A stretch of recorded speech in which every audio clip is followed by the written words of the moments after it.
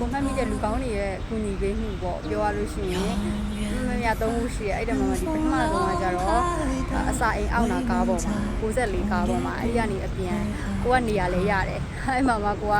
အားလဲနည်းနိုင်တော့အစာကြော်သွားတာတနာကြီးကြော်သွားတော့အစာအိမ်အောက်နဲ့အောင်ဆွဲချွေးတွေထွက်ပြီးတော့သူကလုံးဝမခံမရနိုင်ဖြစ်တာအဲ့မှာဘေးနားမှာရက်နေအမ2ယောက်ရှိတယ်သူတို့တွေကတကယ်ပြန်လာတယ်တော့မသိဘူးအညီမဘာဖြစ်တာလဲဆိုတော့အစာအိမ်အောက်နာလို့အဲ့ဒါအတန်နည်းနည်းလေးအတန်တူတူလေးနဲ့တကယ်လို့ပေါ့တယောက်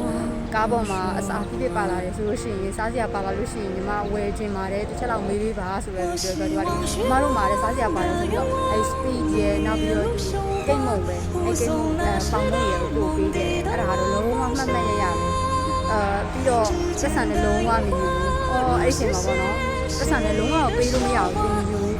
ဒီလောကမှာလူကောင်းတွေရှိတာပဲပေါ့အဲ့အမားတွေလည်းအဆင်ပြေပါစေဆက်ဆံရအဆင်ပြေပါစေဆိုပြီးအမြဲဆုတောင်းပေးတယ်ဒါပေမဲ့သူတို့ရဲ့ contact တော့မရခဲ့လိုက်ဘူးဒါပေမဲ့သူတို့ရဲ့ကူညီမှုတော့အများတန်းအမှတ်ရတယ်ဒါကြောင့်ကိုလည်းကူညီလိုတဲ့လူတွေရှိလို့ရှိရင်ပေးနိုင်တယ်ကိုအများတန်းပေးဖြစ်တယ်ဒါကြောင့်ဆိုလို့ရှိရင်အဲ့လိုပေါ့နော်ပြန်ရမယ်လို့ရှင်တယ်ဘယ်လိုပဲမဒီလောကကကောင်းတာတော့ကောင်းတယ်ရဆိုးရရတယ်ဆိုးတာလုံးဆိုးရရမှာအဲ့လိုမျိုး